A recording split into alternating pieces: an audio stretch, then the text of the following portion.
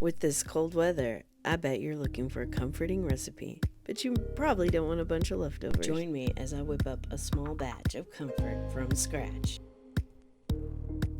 Today, we're diving into the delicious world of chicken corn chowder and why it's a must-try for those craving comfort food. Now, I've taken my recipe and I've pared it down to serve two. Here are the ingredients. Feel free to take a screenshot. It's a rich dish, and I don't want to go overboard with it. There's only 2 of us in the house, and I don't want to eat this for a week. We'll start by cooking our bacon. I've cut it up into small pieces, and I'm going to fry it. I'm using my iTaki shibuki pot, but if you don't have one of these, that's okay. You can use a pan on the top of your stove. Give your bacon a stir every now and then as you brown it, and when it's done browning, remove it to a paper towel on a plate. Now I'm already going off script. I'm adding some butter to my pan because there wasn't enough bacon fat, and we're going to saute our onion and celery.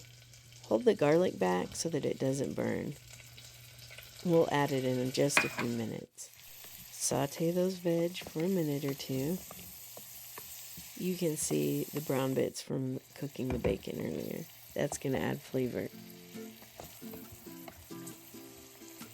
Woo! Steamy. Next, we'll add in that garlic and saute it for 1 minute. Give it a good stir, and you'll see the vegetables are soft and tender now. Next, we're going to add in the chicken. Mine is pre-cooked, but if yours is raw, just go ahead and cook it all the way through at this point before you go on to the next step. You can also use rotisserie or canned chicken to save time. And let's give that a quick stir. And the next thing we're going to add is a potato. I've used a Yukon Gold here. You can use a russet if you like, but all I did was peel it and dice it up into bite-sized chunks. Next, I'll add in my corn. I use frozen, but you can use canned that's drained if you'd like. Give everybody a stir. Make sure nothing's burning on the bottom. If you've watched my videos enough, you know that I just don't keep chicken stock in the house anymore unless it's homemade. But I do like to use bouillon paste, and no one's paying me for this. So I just get a good spoon, like so, and dump it in, and if it's not enough, we'll put some more. Give it a taste. Next step, herbs and spices. You need salt, pepper, thyme, or if you don't have thyme, you can use Italian seasoning or herbe de Provence. Season it to taste. And remember, chicken and potatoes need quite a bit of salt. Then we'll cook this until the potatoes are done. If this is looking tasty so far, give me a thumbs up.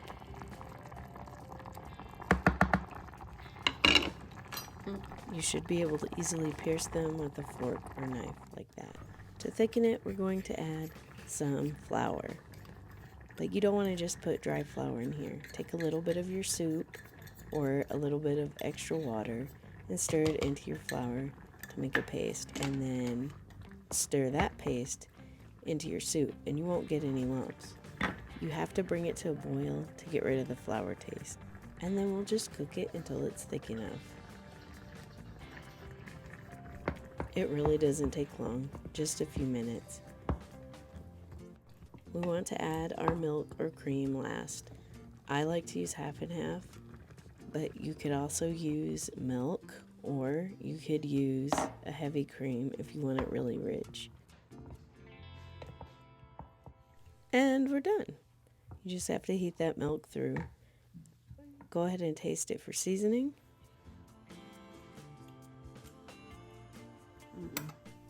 And adjust as necessary.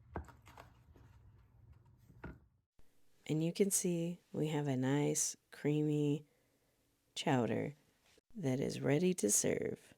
So we'll just ladle this into a couple of bowls.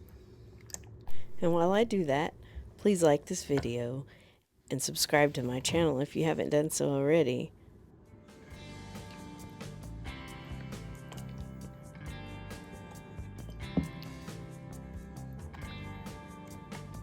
Now let's talk about toppings.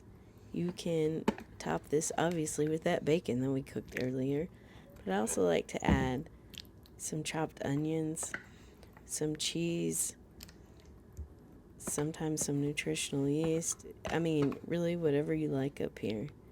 Croutons would be nice as well. Maybe some chopped parsley or other fresh herbs that you have to brighten it up.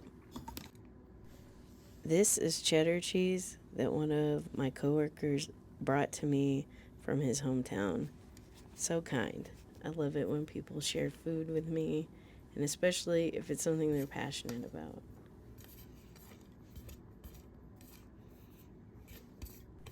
I know not everybody likes nutritional yeast, but I like the way it tastes. And I also like the extra benefits of the nutrition it provides. So I add it to mine, but you can leave it off if you don't want to. If you like cooking on the go, check out my other iTaki videos. And if you want some videos for some other dinners that are simple, I'll give you links in the description to check those out.